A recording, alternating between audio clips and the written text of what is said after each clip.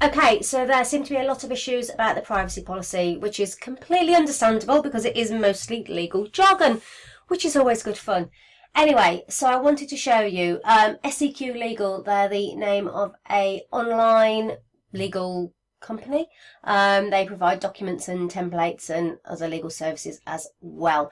I've used them before for other documents previously, and I'm quite happy to use them again for the privacy policy. Now, they handily provide a free privacy policy. This is the link that I've been using. And I just want to explain that if I go back a page, you can see that there's all sorts of information out there, and there's other ones as well. So you've got all sorts of things you can search for. But if I just did SEQ Legal Privacy Policy, this is where it brings me to. So I've already downloaded this policy. Now, it is free if you want it to be free. If you don't want it to include, here we go, there's a line here. If you don't want this credit, this document was created using a template from SEQ Legal, then you can get a license, and that will cost you £10. I'm here recommending it to you. I'm already sharing the love about it because I think it's a good policy. So I'm not going to pay that £10, but obviously if you want to, you can. The option is there. Now, if you look at this page, you will also see that they've got the document on, website contracts and Docular. So just before we move on, I want to explain that. So if we look at Docular, you can see it says here, this privacy policy is a shorter and simpler version of our privacy and cookies policy. So over here, if you come down, they've got 3 different versions of this. And this is the simpler version on here. Now, this is not free. You can, again, it's £10, so use 10 credits, however the system works. I haven't actually used it. But it's a slightly simpler version. But what it does is it allows you to edit it online. So if we look at the editor preview, it kind of works you through it a little bit. Instead, the way I'm going to show you is looking through as a Word document. So this is step by step and using it. I've not actually tried it, but I just want to, full disclosure, these are the options that are there for you on this. And again, I don't think £10 is bad. We just say excluding that. So just over £10 isn't bad for being legal and compliant. And they also have this website contracts. It's the same company. They're just giving you different opportunities and different ways of doing this. So this one is £17.50. But what this one does, now, I'm more than happy that the free privacy policy is compliant and that it covers everything that I need. But if you think that you might need a little bit more, if you're a little bit unsure, then this has a version which is specifically designed for online shops and for websites selling goods online, and that's including in their online shop pack. Wow, that's quite a big price, but that would give you everything that you want. If you have a look, if you think, actually, I need to start afresh, I need terms and conditions, I need returns policy, I need privacy. If you need the whole thing, then actually this wouldn't be a bad pack. I mean, I still don't think £67 for something which covers your whole legal side of your business and has been written by solicitors. I don't actually think that's a bad deal. Yes, it's a chunk, but you know you are covered. Okay, so those are your different options on there. The one I'm recommending is this one that you can download free. I'm more than happy with it. It seems absolutely fine to me. So should we just crack on with it? So I've downloaded it already, and I've got it here, open here in Word. I do need to click enable editing there. Okay, so it looks a little bit scary to start with because you kind of just go, how many pages? Oh my word. And you get down here and you go, there's 21 pages. But actually there isn't, because there's lots and lots of notes here. So if you look, we have from page, whatever page number I'm on now, page 13. Page 13 to the end is purely drafting notes. So if you are confused about anything at all, this is really where you should be looking. This is where you can find some information. So if you see here, section 3, how we use your personal data, it just gives you this reference back to GDPR and pulls out those little bits that are really important for you to understand. So I would urge you to use that section if need be. Okay, so this page can be deleted. You don't need to use this one. This is an information page. So read it through, have a look, and then delete it, because this is really, page 2 is where your privacy policy starts. Now, I have to say here, I am not a lawyer. I've read an awful lot, I've taken legal advice, and I'm applying an awful lot of common sense. And actually, fairly recently, I asked a question of a lawyer, and they asked me why I wasn't training to be a lawyer, because I obviously had an understanding of it. So that's where I'm coming from. Just please know that I'm doing my best here and showing the information as I see it. So this is page 2. Now here, what you need to do is anything that's in a square bracket requires you to look at and requires you to tweak it and edit it. I'm not going to talk you through every single little step of the way here. I'm going to give you pointers and prompts in the right direction. Any other questions, feel free to ask in the group. So here, we are committed to the safeguarding the policy of our website visitors and service users. So I've kept this sentence exactly as it is. I've just removed those 2 brackets. Okay. Now here, it's your choice of wording a little bit. If you don't have a website, then you're obviously going to lose the website visitors and just keep that section. Yes, you are an online shop and you're making and creating, but it is a service. You are offering a service. Oops. You can see I've been doing other stuff today. There you go. So I'm leaving that bit as is. Now I've already gone through this, and I'm referring back to mine as well, just to refresh myself as to where I've been. But just know there's nothing wrong. If you don't have a website, if you don't have website visitors, then delete that. If you've got an Etsy store, then you can put the privacy of our Etsy store visitors and service users. Okay, this is a privacy policy that has to reflect your business. So this is the first sentence that lays out where you're at, depending on what you're using this particular policy for. This policy applies where we're acting as a data controller, because you are the data controller, with respect to personal data of, and again, this is going to copy the same information you've put there. So again, I've just left mine as website visitors and service users. I've kept it really simple. I actually probably could add Etsy in there, because I do actually have an Etsy store, albeit I don't use it very much. In other words, where we determine the purposes and means of the processing for that personal data. Next sentence. Oh, look, this one, we've got the same again, our website and services. So again, it is just about being really clear about your business. So this says we use cookies on our website. If you've got anything else, then obviously put that in there.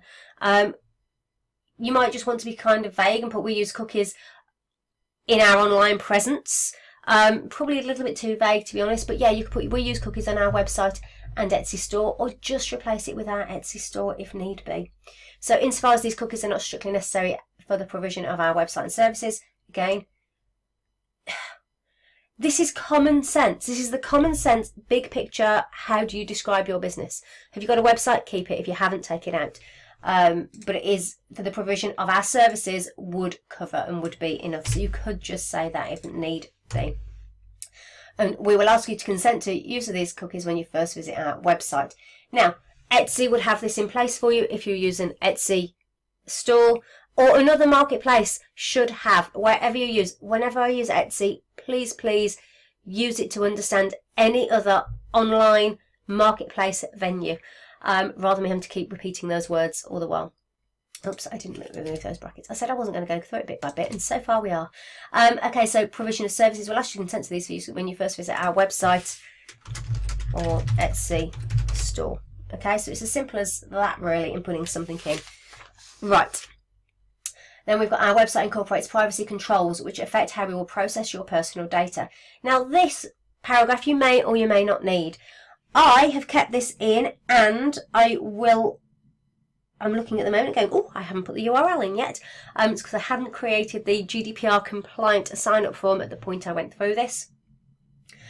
So at the moment, I'm using this to specify whether people want direct marketing communications, so signing up for my email list. So by using the privacy controls, and the privacy controls are essentially self-select. They self-opt-in. They've got a choice whether they decide to opt in or not. Now, if you visit a website and you see it asks you if you want to receive updates and notifications, you know, they can pop up in that bottom corner. That would be a privacy control as well. So it's that kind of information. It's that's being used here. So by using the privacy controls, you can specify whether you would like to receive direct marketing communications and limit the publication of your information. I've just edited that to go direct market. I've taken that section out and done that. You can specify whether you would like to receive direct marketing communications. You can access the privacy controls via, and that is going to be my subscribe URL. In this policy, we, us and our refer to, your name goes in here. I'm just checking to see. Yeah, well, I've put refer to a handcrafted business, so I've put that there. And actually, I seem to have taken out on mine for more information about us, see section 113. Oh well, we can tweet that afterwards. As you can see, you don't have to have that bit. You can take that out, so that's obviously what I've done. But that would also be there in case you need to change the number of the reference. So yeah, I've just put, I'm going to stick AHB in for short for now. So I've just done that. Technically, I'm not 100% sure. Maybe it should say Nicholas Smith of AHB, but for right now, I'm just using a handcrafted business. As I said, I've still got the credit. It says you must retain the above credit. Use of this document without the credit is an infringement of copyright. But if you want to pay that £10, you can. So, and then just delete the bit in italics. Now, you might, one of the things that I've done on mine is I've done things like that. So the first time I've gone through, I'm leaving the bits that I've necessarily got to go away and find information for. It's kind of a 2 or 3 step process going through. So here we've got how we use your personal data. Now, personal data, as we know, is the name, it's the address, it's the email, it's all that kind of information that you collect. Every single business is going to be different in what they collect, okay? But this is where we have to start getting as specific as we can be. So in this section, we've set out general categories. In the case of personal data, we do not obtain directly from you the source and specific categories of that data. So this would be things like if on your website you've got a security plugin or a spam filter plugin that uses IP addresses, it's not being obtained necessarily directly, it's kind of like just being communicated. And also if there's any information which I don't know, if you're doing a custom order for somebody and they're giving somebody else's data, then that kind of covers in that as well. There's all sorts of interpretations to legal speak, isn't there? So then we've got the purpose for which we may process the data and the legal basis of processing. Okay, so let's go through it. We may process data. If you see it's a little bit vague there, it's a little bit, yeah, we may do this. So if there's something you think you might do or you think happens, leave it in. You're better to be covered. So we may process data about your use of our website and services. Again, this sentence here will mimic this one up here in the very first sentence of your privacy policy. And from now on, we will be using anything that you do, whether it's website, Etsy, your services, we will now be calling that usage data.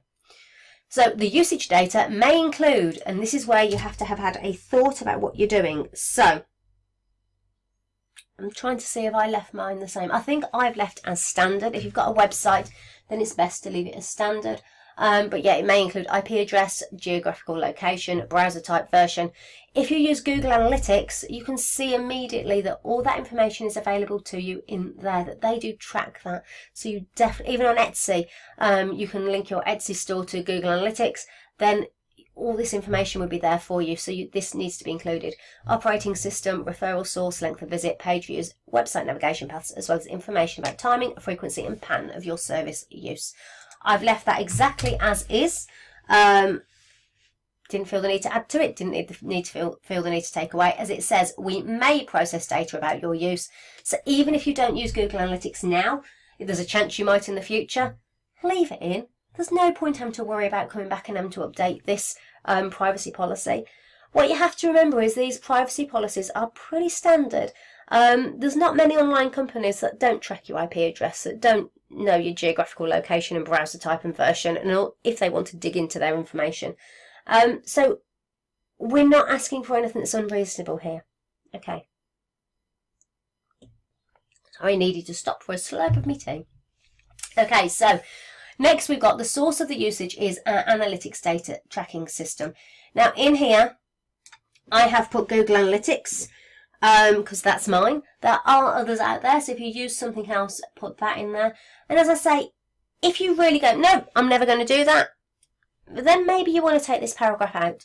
But if there's a chance that at any point in the future you're going to link what you're doing to a analytics tracking system, and you know what, it's great information, and if you want to be able to delve in and see what is working for me, which are the pages that are being visited, where are they coming from, which social media platforms working for me, through to most of my customers on mobile or on their desktop, all that kind of great information that helps you improve your marketing. If you're thinking of doing that at any point in the future, leave this in. Okay, so this usage data may be processed for the purpose of analysing the use of our website and services, and you can include Etsy in there as well. And you've got to take the brackets out. I'm going to be lazy and just put, no, I'm not. I'm always mindful of the fact that typing is a horrible noise on a video, so I do apologise. And then the legal basis for processing this is, it's either consent if they are agreeing to it, okay, but they're not, so we're going to lose consent, and we're going to keep our legitimate interest, namely, and I think I've left this one as it said it here. I'm just checking I'm on the same number. In fact, mine is just fractionally different there. Mine actually says, oh, I've edited mine there to say consent, and so that's completely wrong, Nicola. I've got carried away in doing it. So the legal basis for this is improving our legitimate interest, namely monitoring and improving our websites and services. And that's the one that I will be changing mine to. In fact, I'm going to pop that in red now just to remind me when I look back through later and think, what was it I needed to do? That's the one. Okay, so we're going to come down. And as I said, I'm not a lawyer, and you do need to go through this a couple of times. And you know what? The first time I went through it with mine, it did take me the best part of 2 hours. And it isn't finished because there are parts in it. I've got to go put that URL in. I've got to go find that information and do this. It does take time. But the good news is you only have to do it once. And actually, it really helps you understand what you actually do in your business. I'd love to say you just make and sell, but sadly, there's more to running a business. So, 3.3. We may process your account data. I left that exactly as it is because I do have accounts. My membership club is obviously run with accounts. People register and they've got an account where they can access all the online members club information. Now for you, I would leave that as is at the moment, but double check, do you need to come back? And in fact, what I would probably do, what's the word? I'd put order stroke contractual, because we need to make sure that that is covered somewhere else. So I would type that in for now and pop that in as a, do I really need that there? Yeah. Okay, which is account data. And this is, if you're somebody can set up an account as they check out on your website, then obviously they have an account with you. If that's not the process and you don't have any accounts anywhere at all, it's just they check out as a guest, then you may be able to lose this paragraph. As long as this order contractual is dealt with somewhere else, which I'm sure it probably is, but we need to follow it through first. So then we've got the account data may include your name and address. I need to turn the page over of the one I've got printed out. In fact, let me scribble here to make sure I know on this one as well that I've got an error. It's a good job I'm doing this video, isn't it? Right, so here we've got the account data may be processed for the purpose of maintaining our website, providing our services, ensuring the security of our website services, maintaining backups of our databases and communicating with you. I've left that exactly the same. I didn't see any point of changing that or worrying about it in any way, shape or form. And then the legal basis is the most important part. So for me, the legal basis for processing this is consent or the performance of a contract between you and us, or taking steps at your request to enter into such contract. So I have actually left all of that in. because it does depend on the individual circumstances. Okay, so I've basically... Now, someone may come along and tell me, oh, you have to pick one, but nobody has yet. So this is, to me, common sense, because I go, it does depend on the specific individual circumstances at that point. Oh, here, the source of the account data is you. Okay, I took out that your employer. The downside of a privacy policy like this that's free is it's trying to be all things to all people, and there will be paragraphs that don't apply to you. There will be things that just aren't relevant to your business, and it's having the confidence to take that out, which comes back to having the understanding about your business. So we may process your information, including your personal profile, on our website. Profile data. The profile data may include name, address, telephone number, email address, profile pictures, gender, and employment details. I've kept employment details for mine because I'm classing employment details as information about businesses, because obviously I'm working with people to improve their businesses. So I've actually kept the employment details. I have taken out the education details. You need to be very, very careful there, because I'm working backwards now, aren't I? Sorry about that. Taking out the education details because education starts to become in that sensitive data, so be careful with that one. Interests and hobbies. Now, if you sell craft supplies, then you'll keep the interests and hobbies section. If you're selling finished products, then you're not going to. If you're selling classes that teach people how to sew or knit or crochet or paint or whatever it might be, then again, you would keep in the interests and hobbies. Relationship status, again, be careful with that one. If you don't need it, take it out and don't collect it. Obviously, if you're dealing with brides, there is a relationship status going on, because you know that they're not married, and then you know that they are married, and you know they're in a relationship. So just here, keep the information that you need. I've kept name because it's obvious. Address you're going to need because you're going to need to process for orders. Telephone numbers, if you want to get in touch with people and you've collected them, keep them. Email address, pretty standard. Profile pictures, you may not need that one. Gender, you might not need. Date of birth. So any of those last ones, only keep if you actually really collect them and you really, really need them. As I say, relationship status is going to, anybody who's in the wedding industry is going to need that one. Interests and hobbies, if you teach a craft, if you sell craft supplies, you're going to keep that one. I can't see that most people need education details or employment details, unless, like me, you're working with people who are in their business. I am denied about putting self-employment details in there, but I don't know. We'll see. I err on the side of caution. I would rather make sure that there's a little bit extra covered in there that maybe I don't necessarily use. I don't actually ask on my website people for details of their business, but there is a box in there they can fill in, and people do sometimes go in and fill it in. So I'm covering myself by having that. So the profile data may be processed for, what have we got here? I've got, for the purposes of enabling and monitoring your use of our website and services. In other words, it is actually for their benefit. The legal basis for this processing is consent or the performance of a contract between you and us, and or taking steps at your request to enter into such a contract. So you can see I've pretty much left that alone. I've kind of on that one just really taken the brackets out, and that is fine. Again, if this is the profile data may be processed for the purpose of enabling and monitoring your use of our Etsy store, then change that instead. The bits in brackets are there just for you to qualify for your business, rather than necessarily to overcomplicate things. Wherever possible, keep it as simple and just take out and tweak in minor ways. 3.5, we may process your personal data that are provided in the course of our use of our services, which is service data, and that includes the service of taking the order and fulfilling the order.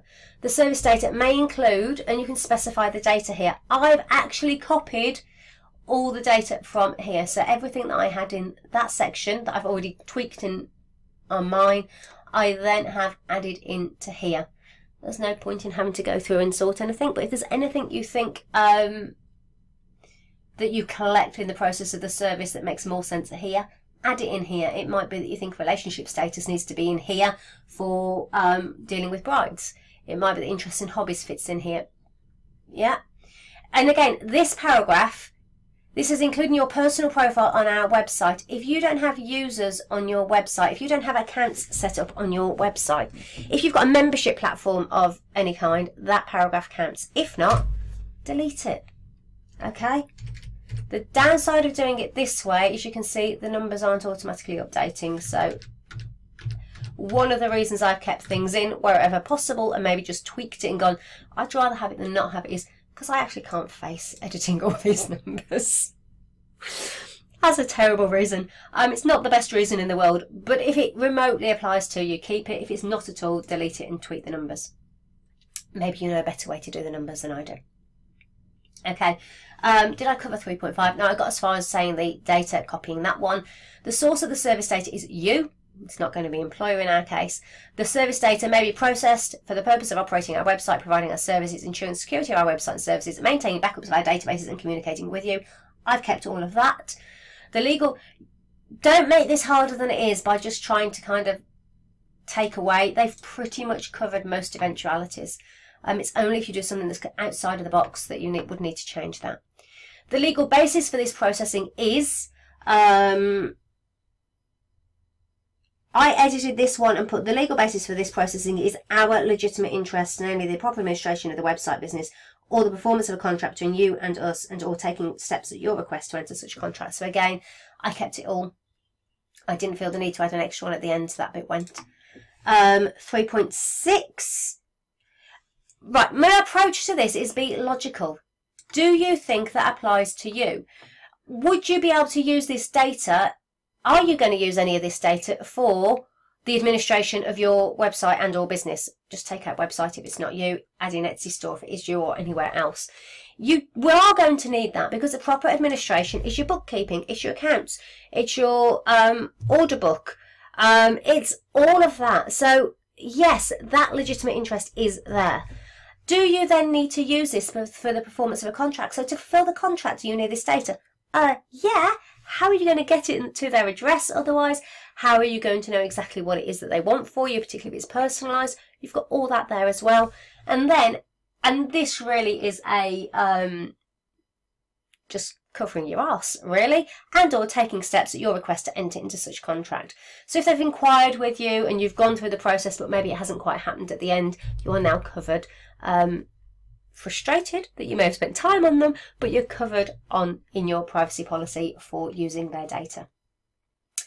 Okay, 3.6, we may process information that you post for publication on our website or through our services, which is publication data. The publication, let me read that again because I said that out loud and didn't actually sink into my head. We may process information that you post for publication on our website or through our services, publication data. Now, you might think, oh, well, this doesn't apply to me. It might do. Because if they send you a testimonial, if they send you a photo of the product, if they send you anything that you might use, that you might get out there and share, if it's great social proof and it's great proof of like, yay, I've got a happy customer, here's that feedback, you need to keep this section. So that's what this is for and it covers for. There's other things it will cover, but that's the most obvious for my business and your business right now. So there's other things that you can think of that fit in there, great, but that is the one that you go, oh yeah, testimonials. Okay, so we may process information that you post for publication on our website or through our services.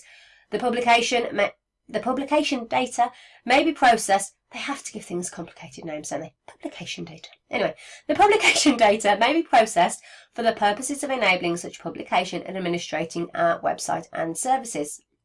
And it's true because you are using it to for marketing your business, so it's administrating your services. The legal basis for this processing is, which have I used?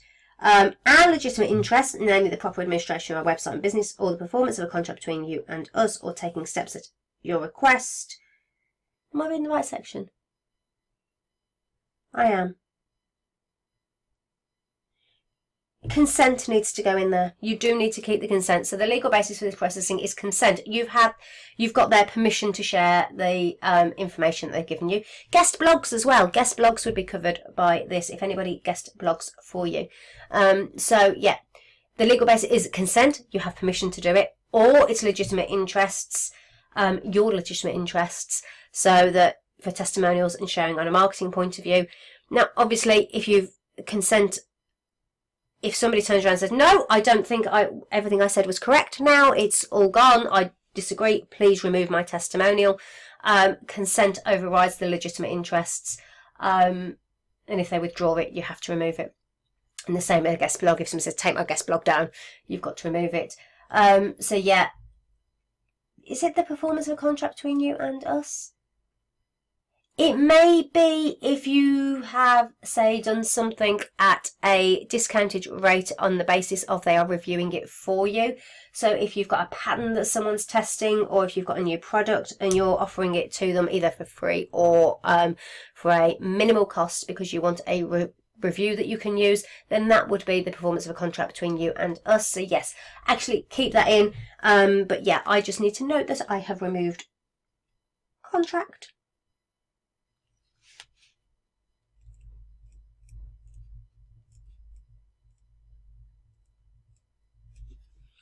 You can see why it's worth going through this a couple of times.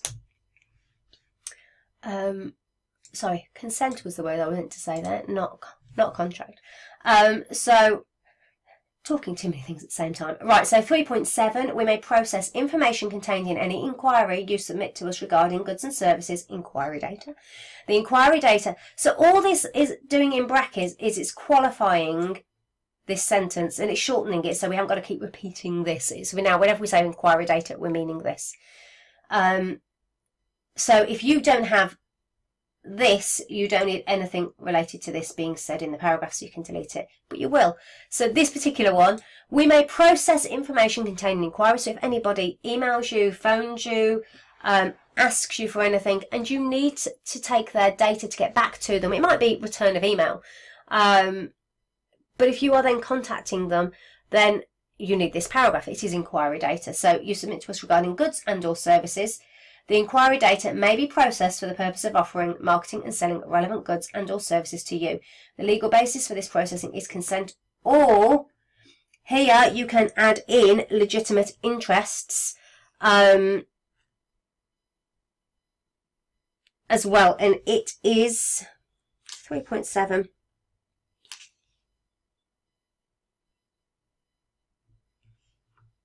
Let me just read that. Checking on my, I'm double checking, reading off the screen and coming back down and making sure I'm in the same place. The inquiry data may process for the purpose, this is mine, of offering, marketing and selling relevant goods and services for you. And then mine says the legal basis for processing is your legitimate interest, namely the request for service, information and communication, and our legitimate interest, namely our interest in the proper administration of our website and business. So that's the sentence that I've put in there. I'll just read that again so you know it. 3.7 is where we're looking at the moment, and my legal basis says the legal basis for processing is your legitimate interest, namely the request for service information. You might need goods, service or service information, and communication, and our legitimate interest, namely our interest in the proper administration of our website and business. And you might want to put marketing, and I quite like the marketing and selling relevant goods.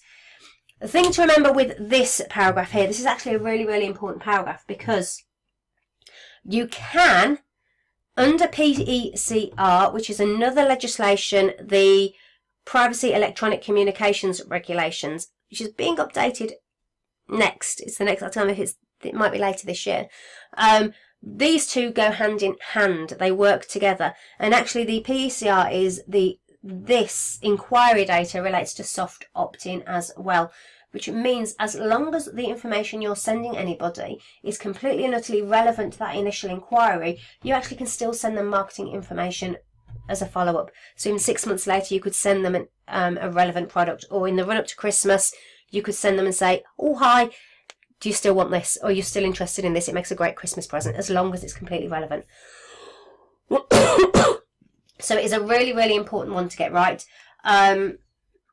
So where I've got your legitimate interest in the request for service, information and communication, I think add that in, and then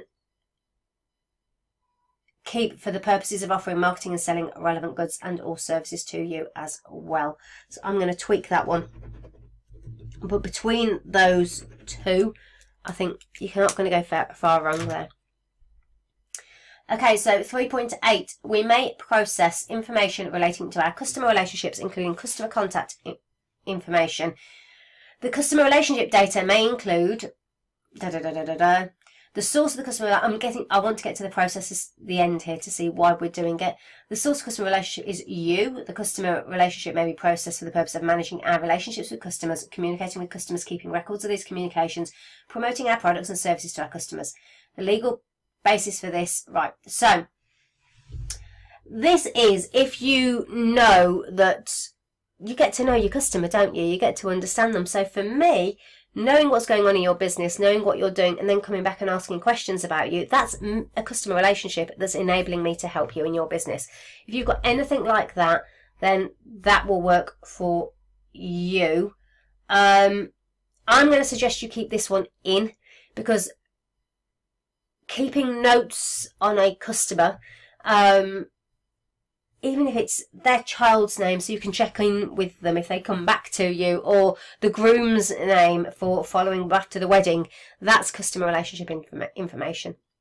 So yeah, keep this one in. So we may process information relating to our customer relationships, including customer contact information.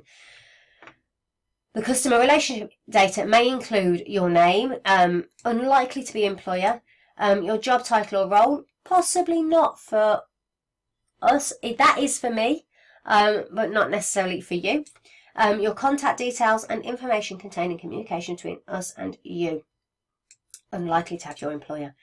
The source of the customer relationship data is you.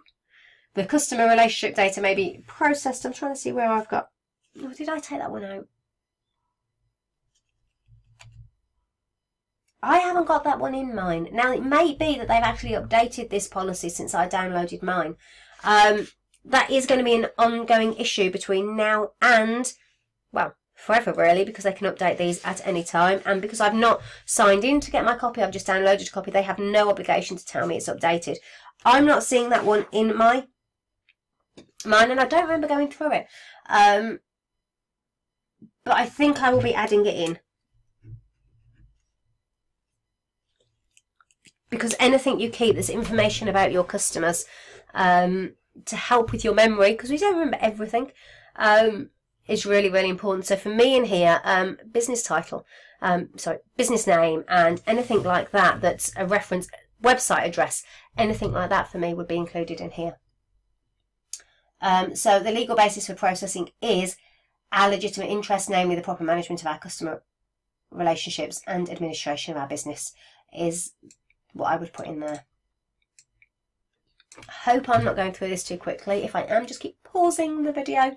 Our legitimate interest, namely the proper management of our customer relationships and now, when it comes to information like this, I can't type, can I? Let's change that. So the legal basis for processing here is our legitimate interest, which is namely the proper management of our customer relationships and administration of our business. Now, if this information is because we need it for HMRC, we need it for tax purposes, we need it for VAT purposes, we need it to protect ourselves from the threat of court action, which apparently someone can have up to 6 years for that. If it's that kind of information, that overrides somebody saying, I don't want you using my information for that. Okay? That overrides HMRC business full-on proper needs. In other words, that you have a legal obligation to maintain and keep some of this information. You have to keep the bare minimum, but that has, those cases override the ICO and the GDPR. But this one, the legal basis for processing is our legitimate interest, namely the proper management of our customer relationships. That would get overridden by somebody saying, I don't want to hear from you anymore, I don't want you keeping my data. So do you see there's different levels of data going on here? That you've kind of got those core functions where our legitimate interest is actually the full-on administration of our business, and we don't have a choice because we've got to do that legally. That is kind of like has to happen. And then you've got other levels of our legitimate interest, which are, if somebody says no, we've got to stop that. And this would be one of those. The chances of anybody saying it, I think, are quite slim, aren't they? But as long as we understand that there is a distinction there. So now we're on to the 3.9 here and 3.8 on mine, which is we may process information relating to transactions, including purchases of goods and services that you enter to with us and or through our website. Obviously, again, if you've got a different marketplace, if it's Etsy, not on the high street, Amazon, anywhere else, put that in there, because this is your transaction data. The transaction data may include your contact details, your card details, and the transaction details. The transaction data may be processed for the purpose of supplying purchases, goods and services, and keeping proper records of those transactions. Keep that exactly as it is. The legal basis for processing is the performance of a contract between you and us, and or taking steps at your request to enter into such a contract and our legitimate interests, namely our interest in the proper administration of our website and business.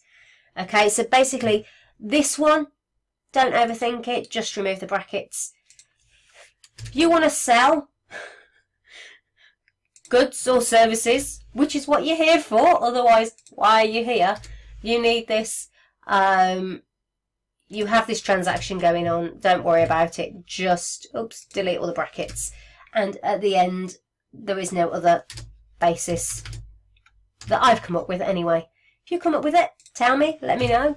As I said, I'm not a lawyer. I am applying everything that I've ever learned to this. And I'm trusting SEQ Legal, and I've trusted them before and had no issues with it. Okay, so there's that one. 3.9, no, 3.10, 3.9 on mine, 3.10 here. So this one. We may process information that you provide to us for the purpose of subscribing to our email notifications and or newsletters. Okay, if you don't currently have emails that you send out or newsletters, maybe you want to leave this out, except for customers and orders where you follow up with emails. If you send them a communication to say your order's on its way, if you send them an email say thanks for your order, you do need that email notifications you need the paragraph because of this.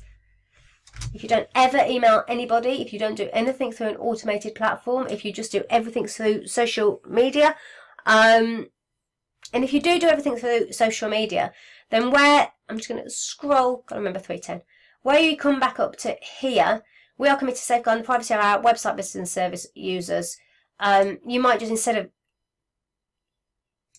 you might want to take out website visitors and service users on social media. Don't think it's the ideal, really. But if that's what you do, if that's how you run your business, then you still need a privacy policy, even if it's just in a post on Facebook that you use that URL for. Oops, I've gone too far now. You still need it. So, yeah, even if that's it and you don't ever use emails, that can be the only circumstance I can think of to take this paragraph out. But if you use a marketplace platform, there will be standard email notifications, so you need it to go. And as far as newsletters are concerned, I think this is something that is great business practice. Even if you only send one a year or two a year even, it's a great foundation for your business. Social media is very fickle. The goalposts move constantly. If you've got an email list, as long as you're up to date with GDPR, which you are because you're doing this right now, and as long as, well, it's your data. You can use it as you want to. You can contact people whenever you want to. So, yeah, I would keep that in unless you really are dead set against it. So, and on newsletters, I do have a soapbox about mailing lists. I'm going to try and refrain from getting on it. Right, so the notification data may be processed for the purposes of sending you the relevant notifications and or newsletters. There's a lot of repetition, isn't there, in legal speak? The legal basis for this processing is consent or the performance of a contract between you and us and or taking steps at your request to enter into such a contract. So, for example, with my members club, every single member who's on the Members Club mailing list gets an email to remind them that there's a Q&A happening within a few days, just to prompt them. We're 2 a month, and so they should get up to 2 emails a day. That is part of the contract. That's part of what I do. It's part of delivering the service that I offer, whereas the newsletters is very much more than marketing and the freebies information. Okay, so yeah, and again, this kind of just covers you that if somebody inquires, you can contact them, but you do also have that little bit of caveat that you can still send them back all the relevant information as well. Just be careful not to annoy people. That's my kind of motto. Right, 3.11. We may process information contained in or relating to any communication that you send to us. Correspondence data may include the communication content and metadata associated with the communication. Our website will generate the metadata associated with the communications made using the website contact forms. So, if somebody, if you've got a contact form on your website, keep this one in. It's correspondence data. So basically, they're going to be giving you their name, they're going to be giving you their email address, and whatever content they put in the form, if there's anything else as well. So yeah, this one's, again, fairly self-explanatory. It's just removing the brackets for the most part. See, most of this is just reading it through and then removing the brackets and removing anything you go, that's not me. And having the confidence to remove it when it's not you. The correspondence data may include the communication content and metadata associated with communication. So basically your website will automatically sometimes add, excuse me, add information like IP address or geographic data or that kind of information. Our website will generate the metadata associated with communications. If it doesn't, if there's none of that, then you can delete it. I honestly, maybe mine does, maybe it doesn't. So on that basis, I would rather leave it in. Because I'm not going to get pulled up for if it does do it and anything goes pear-shaped, but it's not information that I use. But you know, things that are technology, sometimes they collect more data than we actually need it to. The correspondence data may be processed for the purposes of communicating with you and record keeping. So if you keep records or your inquiries, that's there. The legal basis for this processing is, and it's either going to be your legitimate interest, namely the administration of our website and business and the communication with users, or something else. I don't think it needs to be something else. I think that's absolutely fine as it is. And just do it like that. So the next one, we may process, and here they put identify general category of data. And then this data may include list specific items of data. The source of this data is, the data processed for is this, the legal basis is this. If you notice, this is the pattern of every section that has gone before. We may process. This data may include. The source of this data is. This data may be processed for specify purposes. And then the legal basis. It is the pattern of each paragraph. So we now have we may process there. We have. This is really a backup. This is if you know there's something else that you do in your business that hasn't been covered so far. Okay, so what have we covered so far? We've covered correspondence data. So we've covered contact forms. We've covered emails. Okay, standard emails that go out as a result of the contract or newsletters. We've covered transaction data. So that's all done. We've got inquiry data. We have the publication data, which is testimonials, guest blogs. We have service data. So if you need to collect information as part of the service, that's all there. We have profile data for anything that's on a website or an account. So again, that would work on Etsy, wouldn't it? Because people set up an account on there. And then we also have account data and usage data. I have removed that one. I couldn't think of anything extra at all that I felt a need to include a new paragraph. If you feel that there's something missing, if you feel that there's, actually, I do this and that's not covered, this is where that goes. And it is simply a case of mimicking what they've got here and using this process to fill it in. Don't make it harder. If section 1 gives you the information for there and section 3 gives you the information from there, cut and paste those bits. But yeah, don't be afraid. If you think everything's covered, delete. Okay, so 313. We may process any of your personal data identified in this policy. I've just taken out the brackets there. Where necessary for, I've got, this has changed. See, this sentence has changed. I'll read you mine. Well, this one that we've got in front of you, I'll rephrase. I'll do this one first. We may process any of your personal data identified in this policy where necessary for the establishment, exercise or defence of legal claims, whether in court proceedings or in administrative or out-of-court procedure. The legal basis for this processing is our legitimate interest, namely the protection and assertion of our legal rights, and the legal rights of others.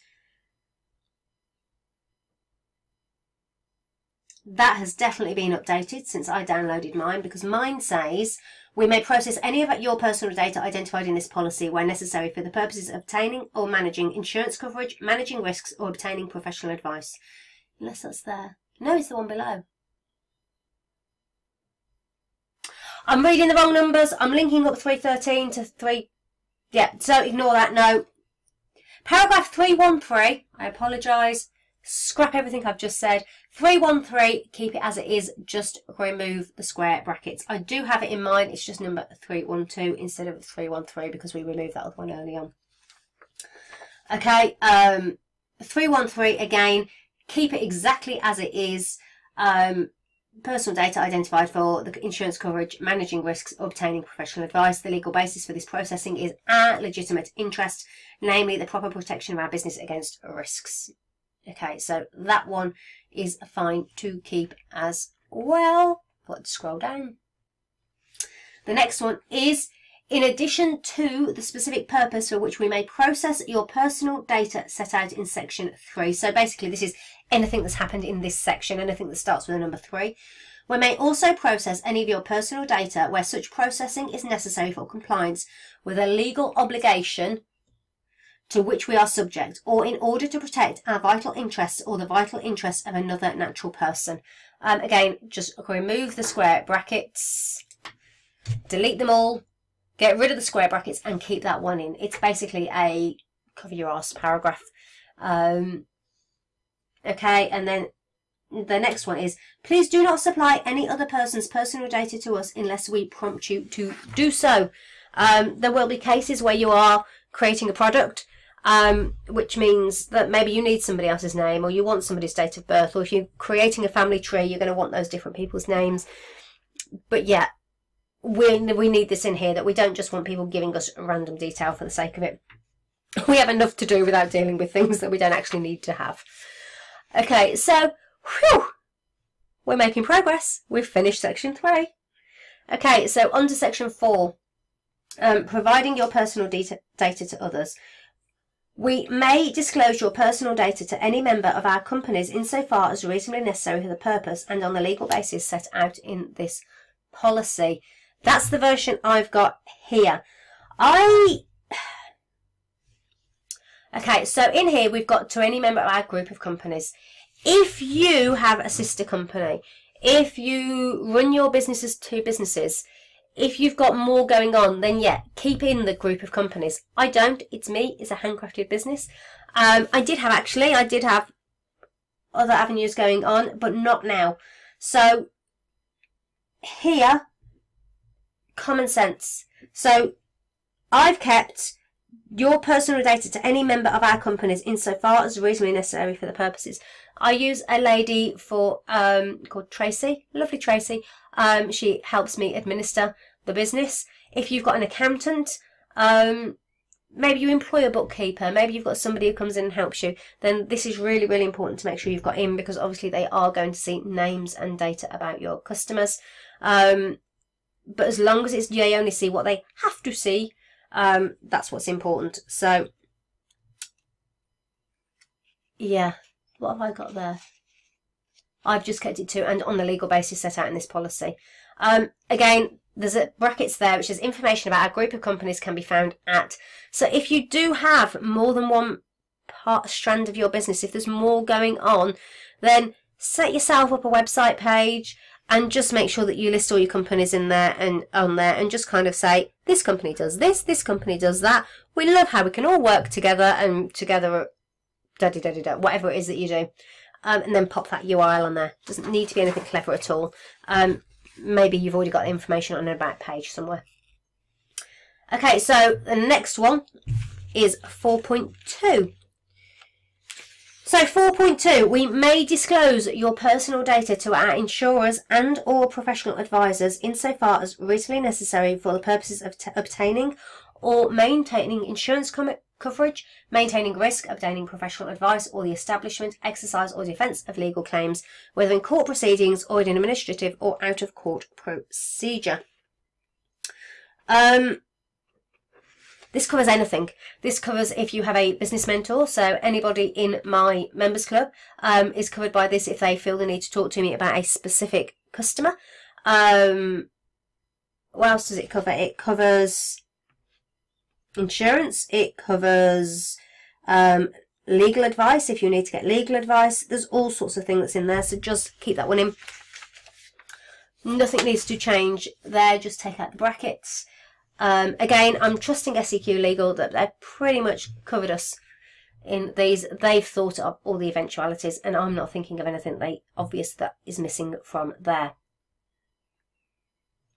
Then on to 4.3. So 4.3, we may disclose, and here it says specify personal data category or categories. So really you should be putting name, address, telephone number, all that type of information that you may share with suppliers or subcontractors, identified at, and there's a URL that you can put in, insofar as reasonably necessary.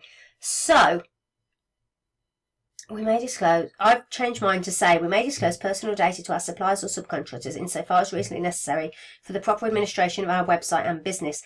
But mine's a little bit more simple in many ways, because, or is it? When I do my planners, I actually am posting out, so maybe I'm missing a trick here.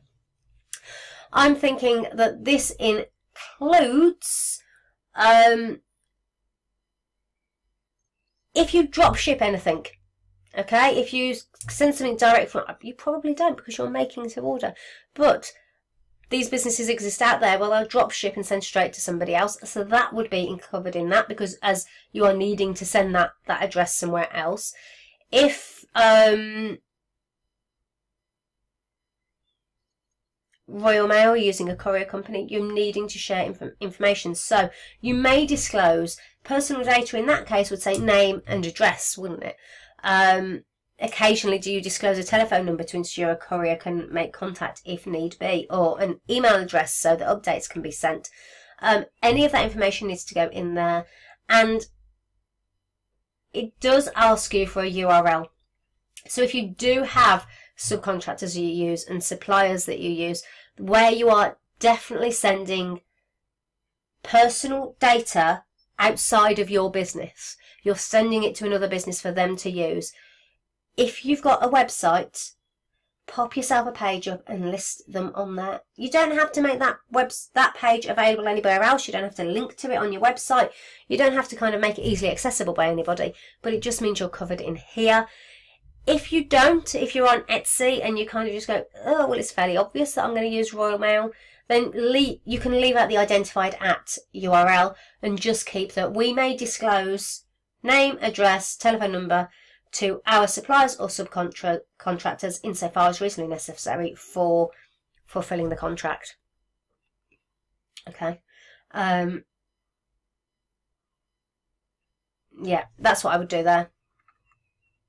Next one is financial transactions relating to our website and services. Again, just take the brackets out, add in Etsy if you need to. Are handled by our payment service provider. I've just put PayPal there, because that's who I use. If you use Stripe, if you use WorldPay, if you use any of the others, add those in there as well. So you just put their names. We will share transaction data with our payment service providers only to the extent necessary for the purposes of processing your payments, refunding such payments, and dealing with complaints and queries relating to payments and refunds. So just keep that as it is and use the brackets.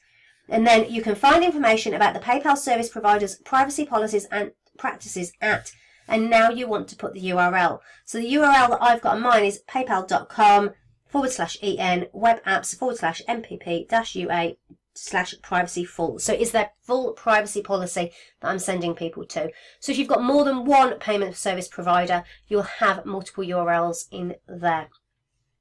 Okay. 4.5. We may disclose at your inquiry data. We know what inquiry data is because we covered it earlier on in section 3.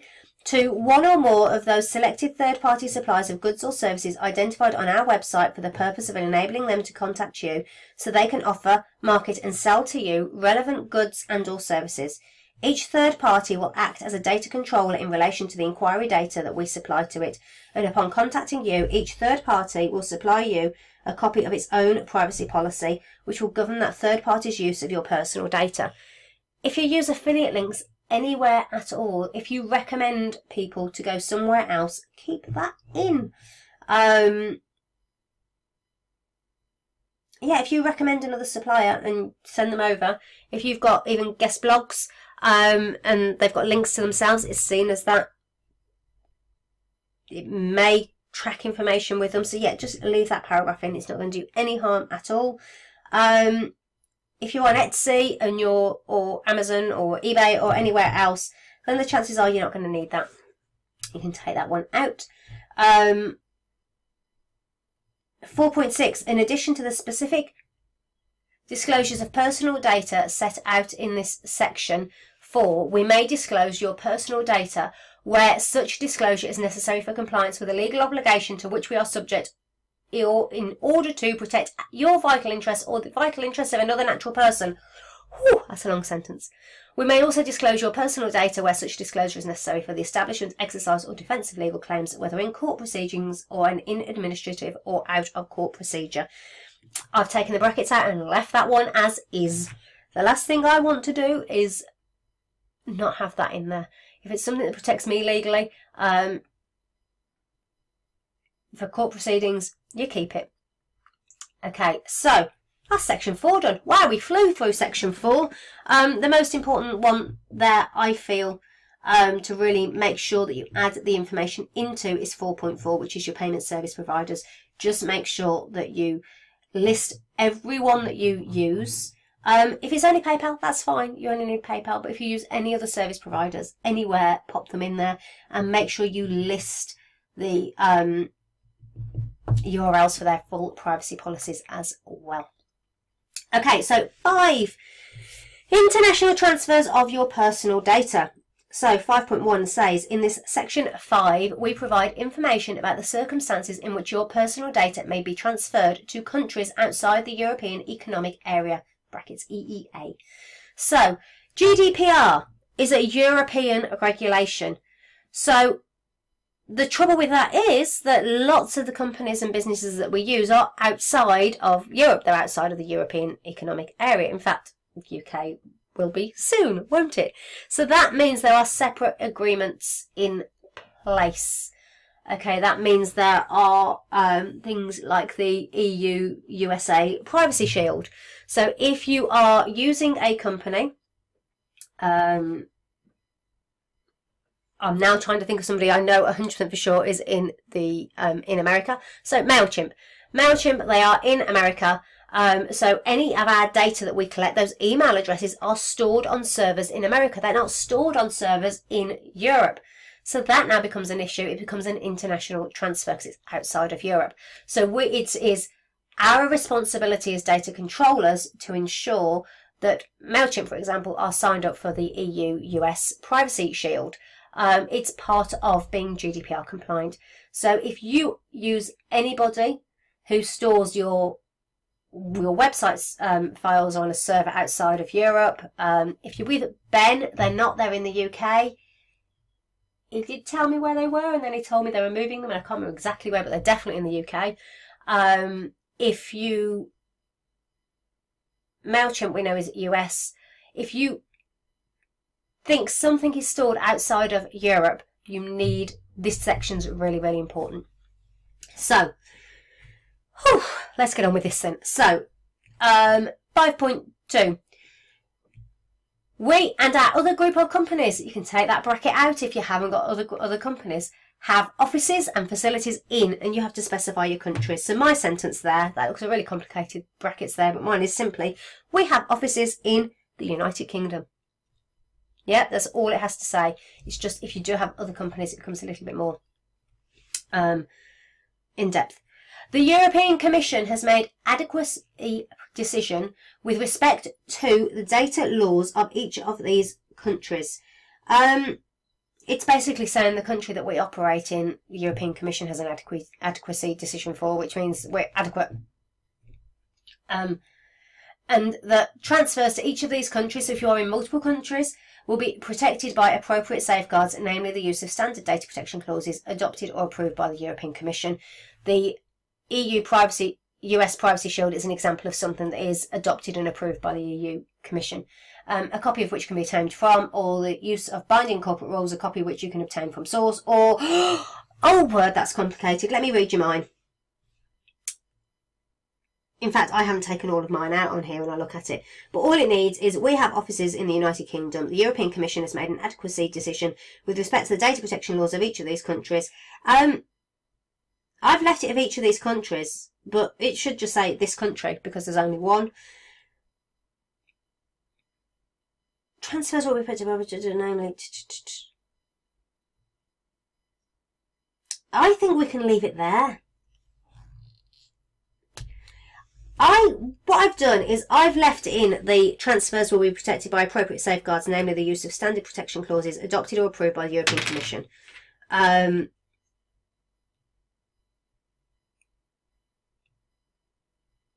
But I'm not actually transferring. If I'm reading this now and thinking, why have I left that in? And I'm trying to rack my brains to think why I've left that bit in.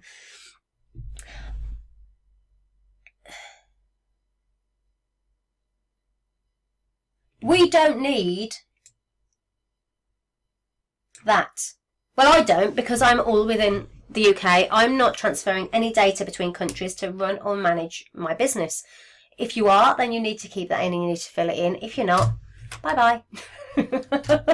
Oh, you have to love the power of just saying bye to a big piece of a document, don't you? Okay, well, I do. Maybe I'm just a bit sad. Okay, so 5.3. The next section is the hosting facilities for our website are situated in.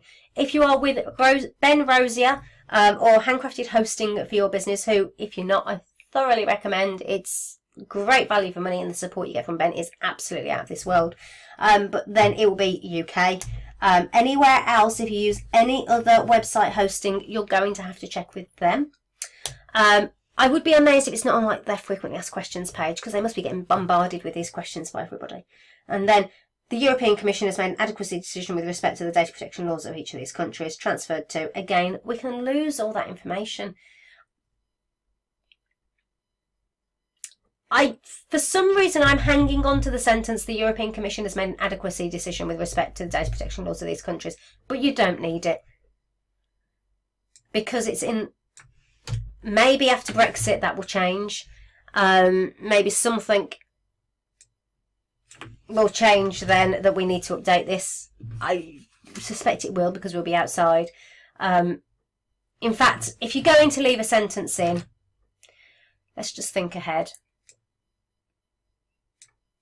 Oops, I've messed up there. Control Z, work on too far now. Oh, Nicola, what are you doing? Right, the hosting facilities for our website are based in... Right, let's make a decision. Okay, so you can, from here, delete the rest of this, because at the moment we are within Europe. But actually, we know Brexit is happening, and it's all up in the air, and who knows exactly what will happen.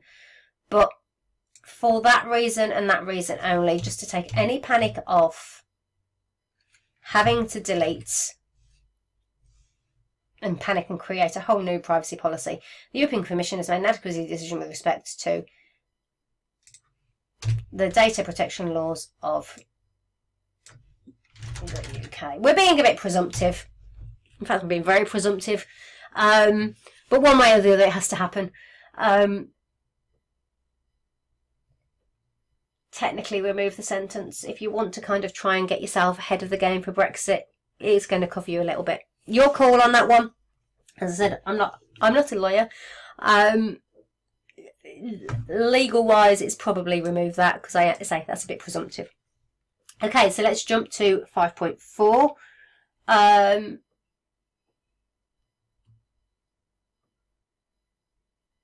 Okay, so 5.4 is specified category or categories of supplier or subcontractor. So for this one, I've used my email service provider, because I do use MailChimp and they are based in the US. So I've got our email service provider is situated in US. The European Commission has made an adequacy decision with respect to the data protection laws of US transfers. With respect to, I'm over a page, so I'm jumping the page and confusing myself. The European Commission has made an adequacy decision with respect to the data protection laws of the US. Transfers to USA will be protected by appropriate safeguards, namely EU to US Privacy Shield Framework and the Swiss to US Privacy Shield Framework, which our email service provider adhere to. You can find information about the service provider's privacy policies and practices at, and then I've put the link in. So I have used that section to cover my email provider. If you have other service providers who you know are outside of Europe, this is the section where you're going to have to add more information in. The simpler your business, if you only sell through Etsy, you've got an awful lot less to do than if you've got a website and you use a mailing list and you've got any other host of things going on. I can't imagine that there's many of us that will have anything extra other than MailChimp to add in there. But yeah, 5.4, add in MailChimp. So this section here is going to be about MailChimp. And this is where you include the reference to the EU-US Privacy Shield Framework. Okay. And that is this appropriate safeguard. Okay, where it says here, namely. Okay. So 5.5, you acknowledge that personal data that you submit for publication through our website or services may be available via the internet around the world.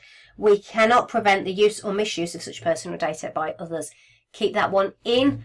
I've not edited that. As you can see, I've left what was in the brackets as well. I've just deleted the square brackets. And it's you acknowledge the personal data you submit for publication. So that could be a testimonial, it could be guest blog, it could be anything at all. Whew, right then, so where are we at now? We've got section 6 to go, section 7 to go, section 8 to go. Now my Nicola, turn the pages. 9 is a fun one. I'm trying to figure out, are we halfway? Not quite, but actually there's not too much in some of the rest of it. So, whew. Right, I'm taking a slurp of my tea before we carry on. Cold tea, but it's tea. Okay, retaining and deleting the personal data. Now, we've got 6.1 is just the description of what it is. So we set out our data retention policies and procedure. A big part of GDPR is how long you keep information for. Okay, so 6.2, personal data that we process for any purpose or purposes shall not be kept for longer than is necessary for that purpose or those purposes. Now for GDPR, you really are meant to have systems where you go through your data and know what you've got and how long you keep it for. So 6.3, now you can see here it says list additional items. This is something that is on my red marker for me to come back and look at. So at the moment, I've just got A, personal data will be retained. I've kind of cheated. Oh. Right, let me explain exactly where I stand on GDPR. GDPR is a royal pain in the arse, but it is something that is very, very, very much needed. And I respect it and I want to do my best for it. But I also know that we are, I mean, I've been on here now for an hour and 15 just going through, and we're only halfway through this policy. I did say it took me the best part of 2 hours to do it myself, and we're still on target for that. We have to make it as easy as possible. whilst also being as compliant as possible. However, I'm very aware of the fact that we are sole traders, we are cleaner, tea person, we are maker, we are marketer, we are accountant, we are our own legal entity. We do everything ourselves, and I do think that this is one of the places where I just go, oh, come on. Okay, so if you're going to if you want to follow my take, which is kind of maybe shaving a little bit off the corner here, I've got personal data will be retained for a minimum period of 1 year and for a maximum period of 7 years following consent / purchase date.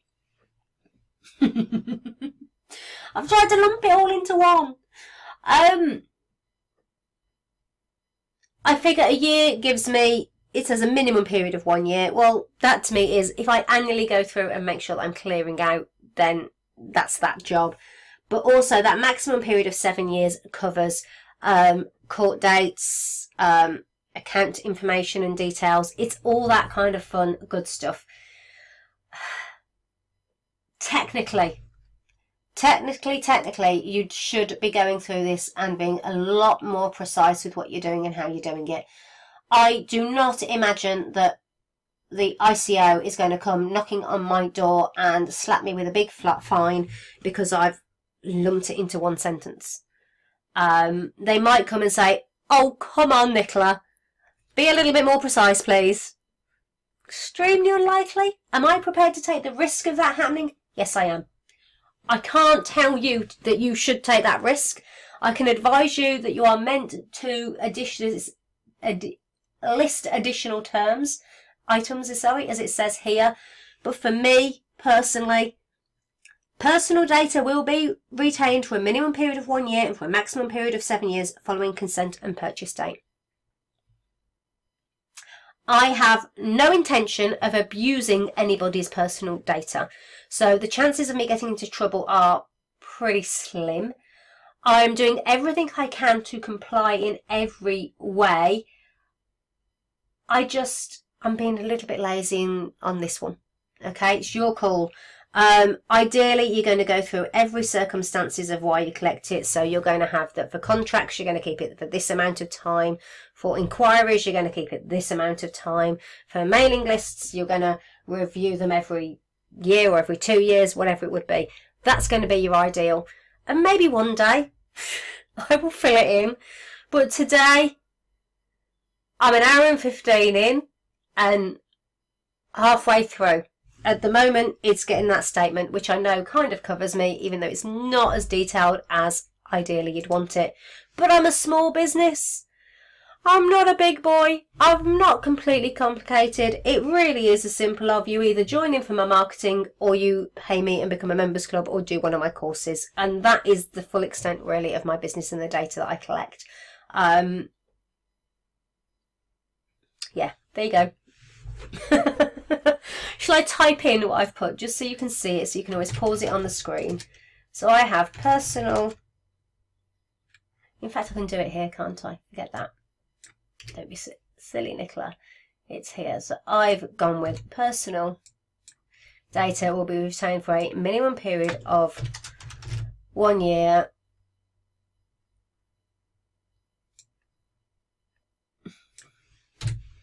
And for a maximum period of 7 years. What did I say?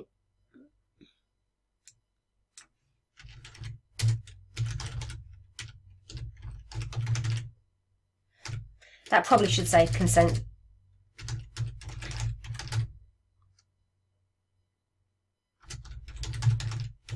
Something like that. I put purchase, but purchase probably is the incorrect word.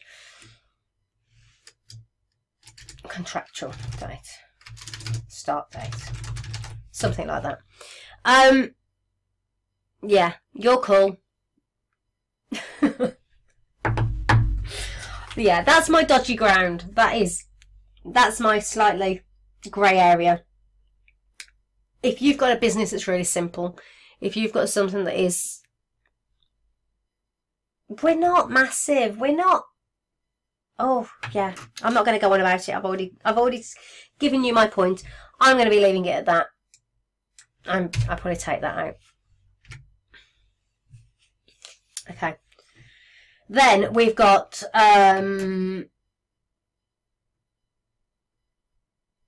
in some cases, it's not possible for us to specify in advance the periods for which your personal data will be retained. In such cases, we will determine the data period of retention based on the following criteria.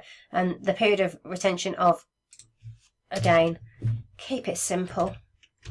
We don't collect much, do we? Determined will be based on business requirements. That's a little bit of a loose one as well. It's just a get out clause, isn't it? But yes, so you might want to come up with a better sentence than that one. I actually deleted that one. I've deleted that section from mine. I'm looking at it thinking I should put it back in. But what I would be doing on that is I would be going through. In fact, should we do it? And stop talking about what I would do. Let's go through and do it. I would find a sentence statement in here which I felt fitted.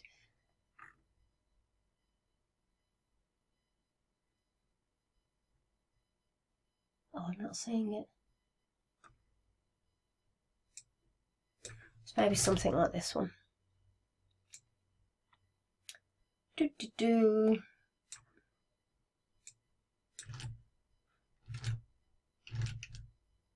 Oh, Nicola, you pressed the wrong button. I think I did a control copy instead of a control V. So I've now done it. So I would just copy a sentence from further up that made sense, that fitted in there. Keep it in the same kind of legal speak. And again, I would delete that. Okay, so then we've got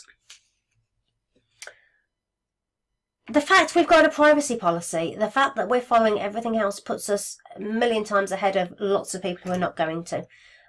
We can hold our heads up high knowing that we are doing our best, and we can be seen that we are doing our best. And if there is any guidance that comes out to change what we've got there, then we can change that at a later date. Okay.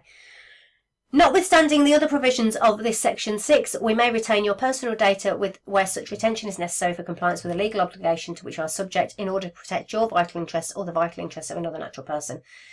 And I kind of go, doesn't that override everything that we've just said, as long as it is a legal obligation? Okay, so amendments. We may update this policy from time to time by publishing a new version on our website. Keep that one. You should check this page occasionally to ensure you're happy with any changes to this policy. And then this next one is, I've just edited that to say, we may notify you of changes to this policy by email. So we may, because I might not, we may notify you of changes to this policy by email, and if you use a private messaging system or something else, then you can keep that as well, but keep that as simple as possible. Your rights. Now, this section is very, very important to keep. If you do not explain people's rights to them, then your privacy policy isn't worth the paper that's written on. Okay, so in this section we've summarised the rights that you have under data protection law. Some of the rights are complex and not all of the details have been included in our summaries. Accordingly, you should read the relevant laws and guidance from the regulatory authorities for a full explanation of these rights. But you have to tell people that they have the right to access, the right to rectification, the right to erasure, the right to restrict processing, the right to object to processing, the right to data portability, the right to complain to a supervisory authority, that's the ICO, and the right to withdraw consent. Now, hopefully you know what all of these mean. If you don't, please ask in the group. I think they're pretty obvious. The right to access, the right to know information that you've got on them. The right to rectification, if you've got something wrong, they've got a right to expect you to put it right. The right to erasure, so the right for you to delete them. The right to restrict processing. In other words, well, yeah, you can keep some bits, but we don't want the marketing. Okay, fair enough. The right to object to processing. So if they don't want you to use anything, they've got the right to object to it. Reality is the policy agreement should mean they don't go ahead with the contract, really. The right to data portability, and that means you not sharing, or no, you being able to give them a copy of all their data in a way that they can use and see exactly what it is. The right to complain to a supervisory authority, in other words, you tell them who they can complain to. And the right to withdraw consent. Okay, right to erasure is actually the one that is known as the right to be forgotten, which you might want to change that to say, because that's the kind of familiar name for it. Okay, so 8.3, there's nothing in there particularly. The thing, there is this bit at the bottom. Under GDPR, well, prior to GDPR, we were able to charge an administration fee for anybody wanting their data. We cannot do that anymore. We have to just give that information freely and willingly. So that's what this is all about. They can ask for it. And it says the first copy will be provided free of charge, but additional copies may be subject to a reasonable fee. And then this bracket here, you can access your personal data by visiting the URL when you log onto your website. If you haven't got that, delete it. Okay, it's as simple as that one. Isn't about having to have that in any way, shape or form. It's just if it is something that's available, you need to tell people that it's there. If it isn't, delete. Okay, so 8.4, you have the right to have any inaccurate personal data. So this basically is going through these. Now it's the rectification. 8.5, in circumstances you have the right to the erasure of your personal data without due delay. These circumstances include... So I've just removed the brackets on this section and pretty much left it as it is. 8.6. In some circumstances, you have the right to restrict the processing of your personal data. These circumstances are, you can test the accuracy of the data, leave that one as is. As I say, they're just explaining the rights. You have the right to object to your processing of your personal data on the grounds of relating to a particular situation. Again, leave it as it is. 8.8, I like this section, we get to race through it. You have the right to object to our processing personal data for direct marketing. Again, we will cease to process. It's just giving that reassurance of what will happen if somebody asks.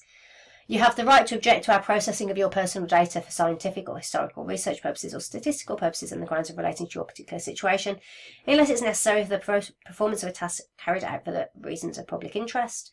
And then 8.10, to the extent the legal basis for our processing your personal data is consent or processing is necessary for the performance of a contract, and such processing is carried out by automated means, you have the right to receive your personal data from us in a structured, commonly used and machine-readable format.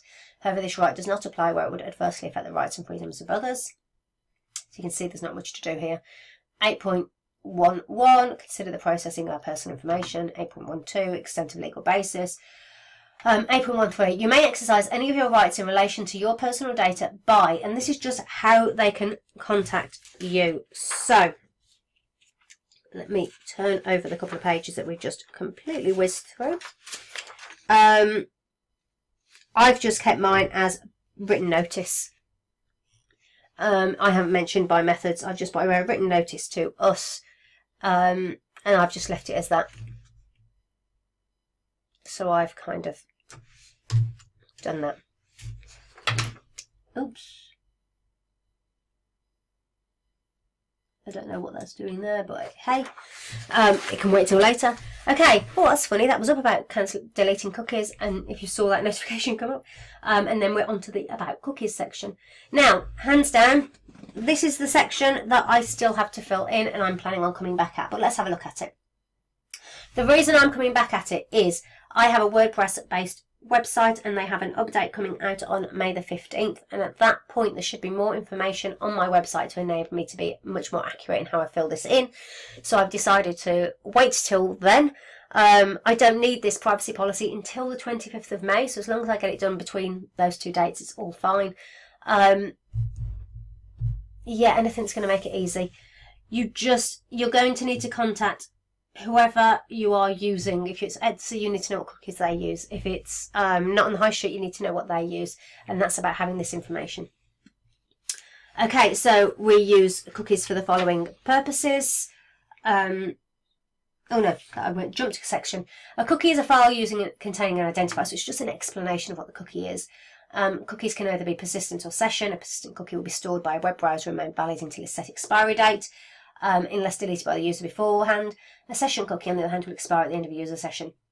So just to explain, an affiliate cookie will often sit on somebody's computer for 30 days. And if they go back and buy something that's from the same store within 30 days, the person who gave them that link, where they clicked the link, will be linked to, so they know that there's a benefit going on there.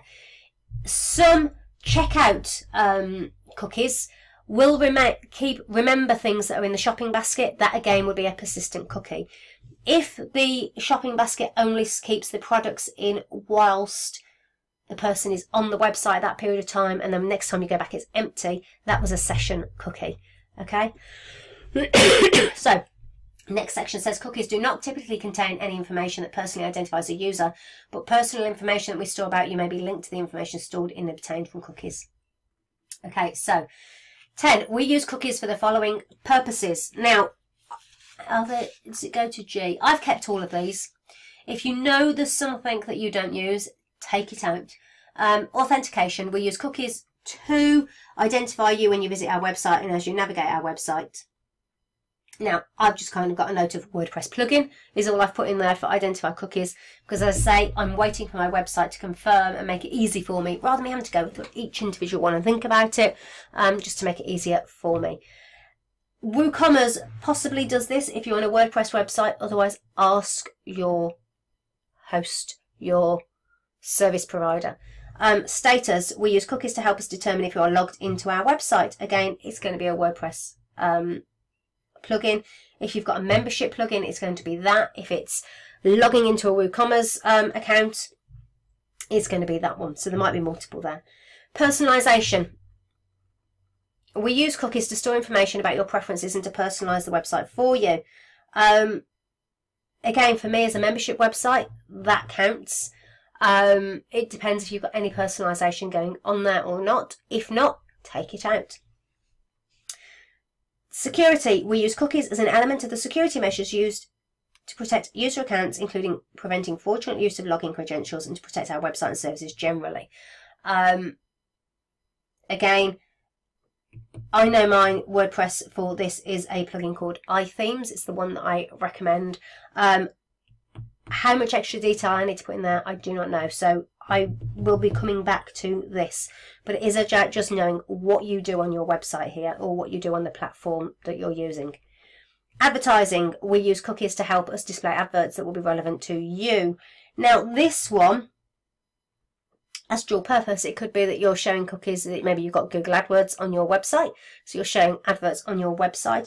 Or it may be that you've got the Facebook pixel installed on your website and that you are retargeting people on Facebook.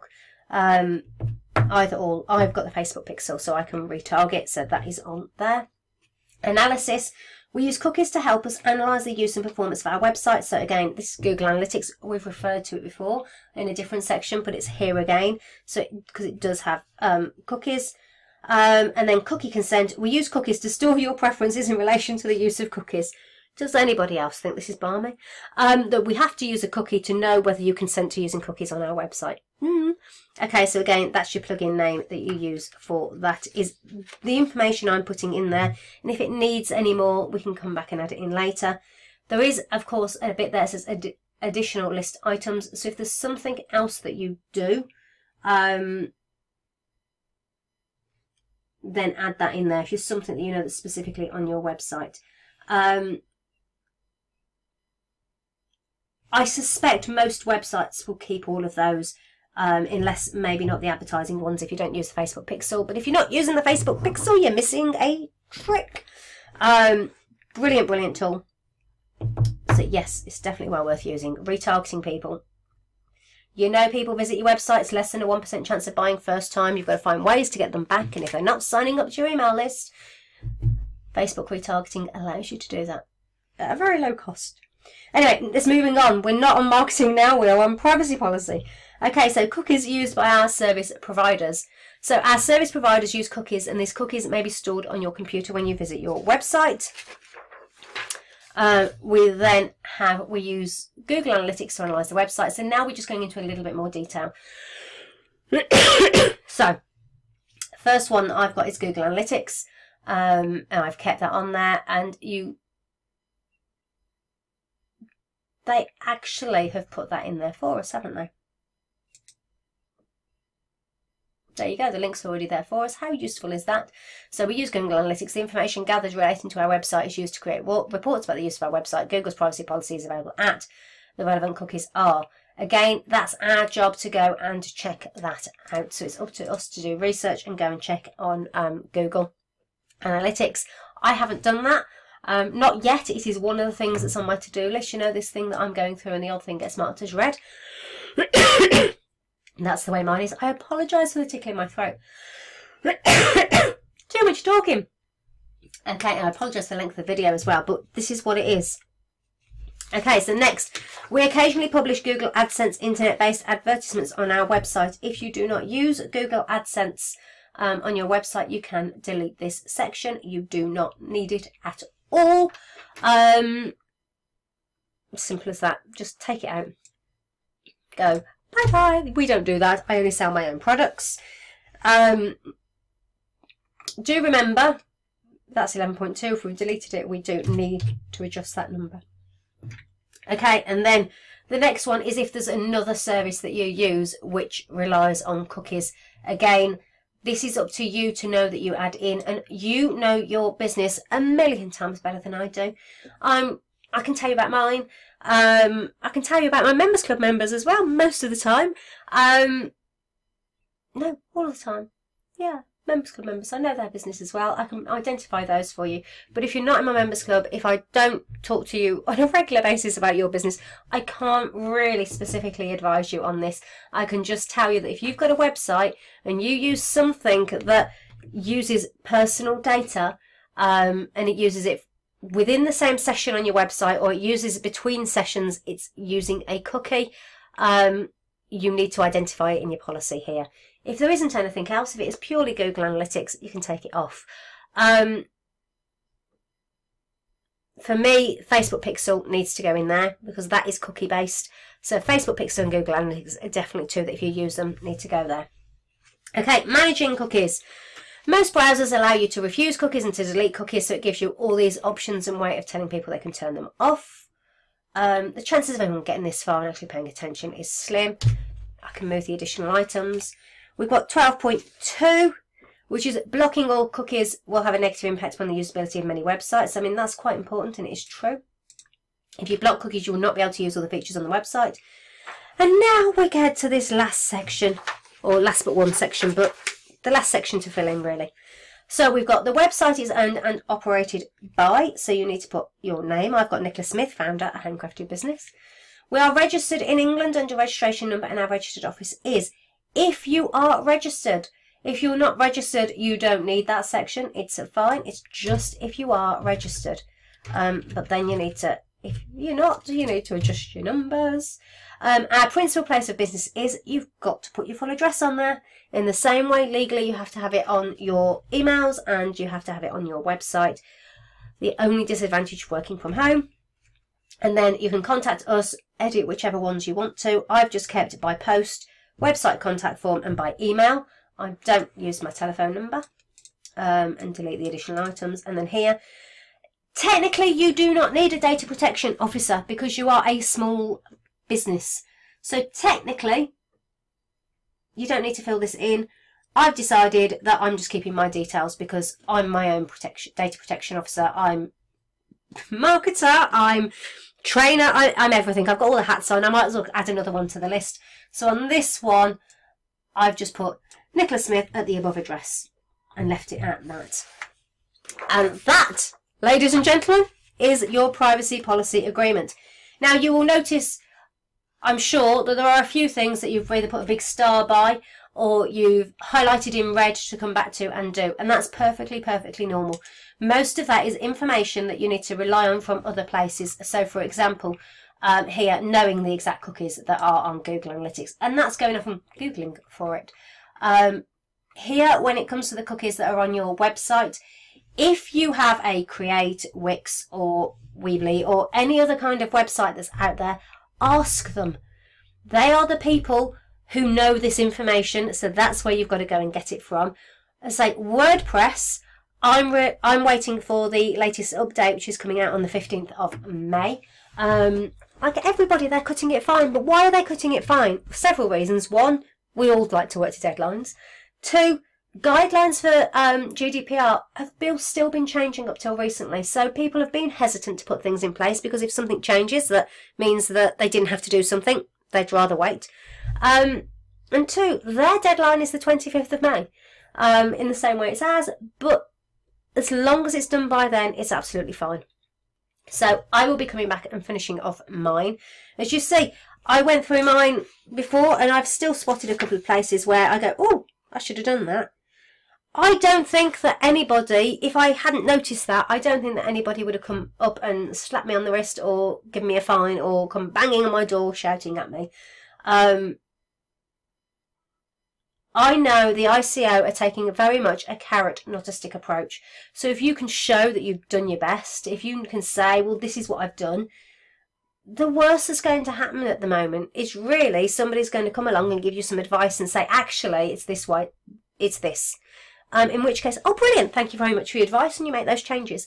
Yeah. But the fact that you've got a privacy policy, the fact that you've gone to this effort, and the fact that you've done this is amazing and is brilliant. And I'm so proud of you. I'm so proud that you are this serious about your business, that you are this focused on your business and this professional. So well done. I know I've raced through that. I really, really hope that it's helped. Any questions, please use the group. And just to say, I know throughout this session I've mentioned my members club. I would love it if you would like extra support in your business, if you'd consider and have a look and see what you think of it. If you've got any questions, let me know. The way it works is there's 2 Q&As a month, which is all marketing and business questions, whether it's the practical how to use MailChimp or the coming up with taglines for your business. You name it, we cover it in marketing. And you also get loads of workshops and tutorial, and you get the exclusive members club group, where it's just brilliant. It's so friendly and so supportive, and we all help each other, whether you want specific advice or you want somewhere to come and vent or somewhere to go, yes, I've done this. It's perfect. So anyway, take a look. It's on a Handcrafted Business website. I'll tell you all about it another time. But there's a couple of offers on at the moment. You can get your first month for £3.97 and try it and dip your toe in.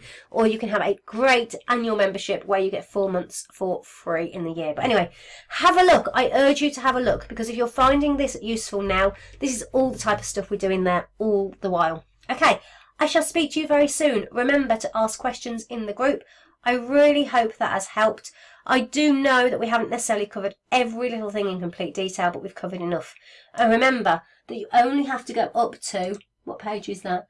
Page 12 onwards is just drafting notes, okay?